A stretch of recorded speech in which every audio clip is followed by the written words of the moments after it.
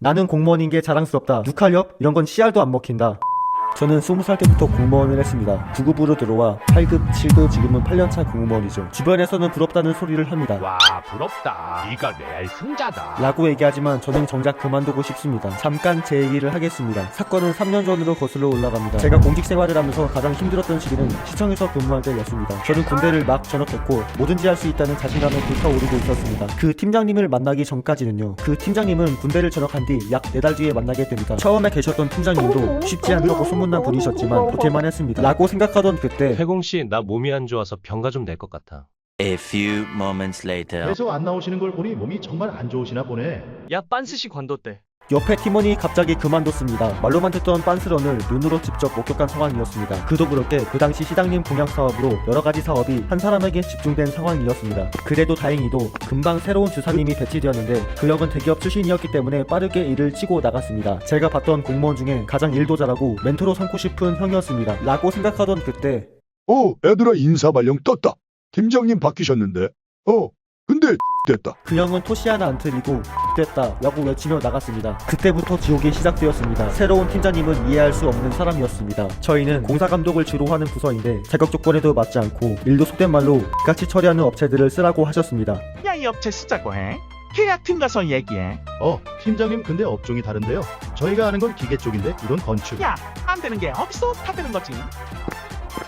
팀장님, 이 업체를 계약하려고 하는데. 태공씨 말이 되는 소리를 해. 업종도 다르잖아. 그리고 이 업체 너무 많이 썼어. 팀장님 안 된다는데요. 조건이 안 돼서요. 야, 1,500만 원 이하는 업종에 관계없이 수의계약 가능한 거 몰라? 팀장님, 1,500만 원 이하는. 아니 안 된다고 얘기했잖아. 물론 가능은 한데 전문성이라는 게 있잖아. 그렇게 저는 계약 팀장님과 저희 팀장님 사이에 껴서 샌드위치가 되었습니다. 해야 되는 일은 산더미인데 진행은 안 되니 돌아버릴 노릇이었습니다. 그래서 나름 머리도 굴렸습니다. 저희 팀장님은 그렇게 기억력이 좋지 않으신 편이었습니다. 팀장님 이번 공사는 이 업체로 하겠습니다. 아, 잠깐만. 그 업체로 한다고? 네, 팀장님이 저번에 그냥 하라고 하셨잖아요. 그랬나? 알았어. 또는 태공씨 이번 사업은 이 업체로 해. 네, 저도 그러고 싶은데 계약 팀장님이 안 된다고 하시는데요. 뭐, 왜 안 된대? 저도 잘 모르겠어요. 너무 강력하게 반대하셔서 팀장님이 가셔서 한번 말씀해 주시면 좋을 것 같습니다.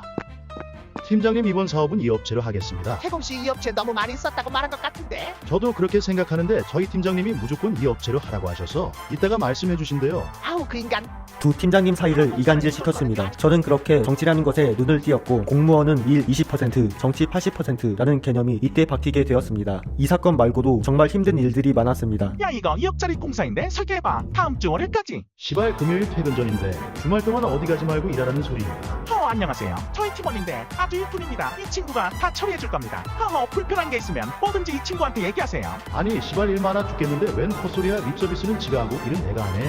야, 이건 이렇게 해서 이렇게만 해. 현장 미팅에서 자기가 다 결정할 거면 담당자는 도대체 왜 있는 거지 꼭두각시인가. 그리고 절정에 달한 건 코로나 때였습니다. 제가 여름 휴가로 강원도에 갔다 오는 사이 보건소로 파견 근무를 보내더군요. 부서별로 한 명씩 파견을 보내는 것인데 휴가 갔다 온 사이 팀장님이 다른 팀장님들한테는 립서비스로 태공씨 보내면 되지. 라고 말하며 보건소 사람들에게는 태공씨 정말 보내기 싫었는데 보내는 거야. 라고 가식을 떨었는데 정말 역겹고 열받았습니다. 보건소에서의 근무는 정말 지옥이었습니다. 그때 한 달에 초과 근무 222시간이라는 역대급 기록도 세웠죠. 기본 근무 시간을 포함하면 374시간이었습니다. 업무 강도가 낮은 것도 아니었습니다. 보건소에서는 자가격리 통지 업무를 했는데 콜센터 업무를 아침 7시부터 저녁 11시 넘어서까지 하신다고 생각하시면 됩니다. 그때 당시 자가격리에 대한 개념이 처음 도입된 시기였고 자가격리 통지는 나쁜 소식이었기 때문에 전화를 하면 대부분의 민원인이 항변했습니다. 아니 그러면 우리애는 누가 돌봐? 회사 잘리면 책임지던가. 업무 1시간 압축된 고통이었습니다. 밤 11시에 확진자가 계속 몰려들어 일이 끝나지 않자 눈물을 흘리면서 통지 업무를 냈던 여직원분이 아직도 기억납니다. 그래도 저는 버틸 수 있었습니다. 파견 근무는 한 달이었기 때문에 한 달만 버티면 됐었기 때문입니다. 그리고 약속된 한 달이 지나고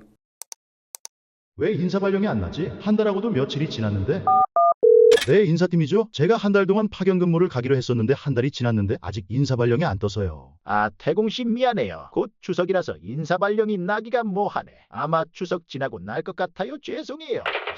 한 달만 일하면 된다고 해서 버틴 건데. 저는 속으로 생각했습니다. 이 조직은 얼른 벗어나야 되겠다. 예전엔 나는 공무원인 게 자랑스럽다. 6할력? 이런 건 씨알도 안 먹힌다. 라고 생각했으나 이제는 공무원이라고 하면 부끄러워졌습니다. 몸도 마음도 갈려나가는 이런 조직에서 목적도 없고 보람도 없고 부려먹기 좋은 어린 남직원이라는 이유로 이후로 정치적으로 여기저기 팔려나가는 느낌이 들었기 때문입니다. 저는 그동안 수백 번 그만두고 싶다고 생각했었습니다. 하지만 실천으로 옮기게 된 시발점은 이때부터였습니다. 하지만 문제점은 당장 공무원을 그만두면 뭘 먹고 살아야 될지 모른다는 점이었습니다. 공무원은 아이언맨 슈트와 같습니다. 슈트는 외부로부터 몸을 보호해주지만 슈트를 벗으면 야들야들한 몸뚱아리 뿐이죠. 사기업에서 살아남기 위해서는 기획, 마케팅, 디자인, 영상 편집, 코딩, 데이터 분석, 영업 이런 것들을 해야 되는데 공무원 조직에서는 배울 수 없는 능력들이었습니다. 그래서 공무원을 그만두시는 분들은 대부분 시험을 봐서 다른 직렬 공무원이 되거나 다른 시로 전투를 가지고는 합니다. 비슷한 일을 하시는 거죠. 하지만 저는 공무원 조직에 있기는 절대 싫었습니다. 공무원 조직은 열심히 일할수록 더 일을 많이 주고 일을 안 할수록 꿀부서로 가는 조직입니다. 저는 이런 곳에 있기 절대 싫었습니다. 결론부터 말씀드리면 저는 사업을 하겠다고 마음 먹었습니다. 자신이 열심히 일한 만큼 보상을 받을 수 있다는 점에서 사업이 매력적으로 다가왔기 때문입니다.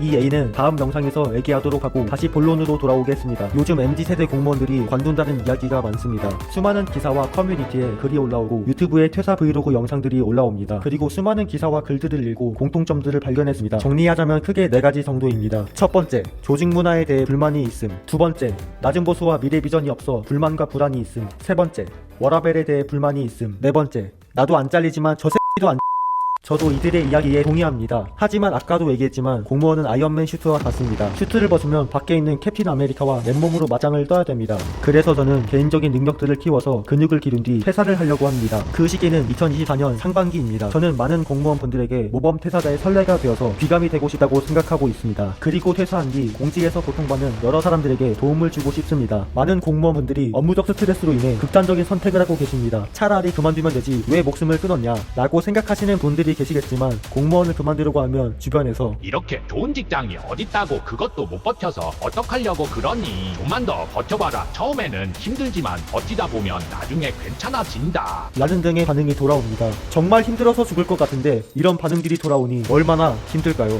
사람은 정말 죽을 것 같이 힘들면 이성적인 판단이 힘듭니다. 저도 죽을 만큼 힘들어봤기에 알 수 있을 것 같습니다. 그들도 살려고 죽은 것이다 라고 생각합니다. 살려고요.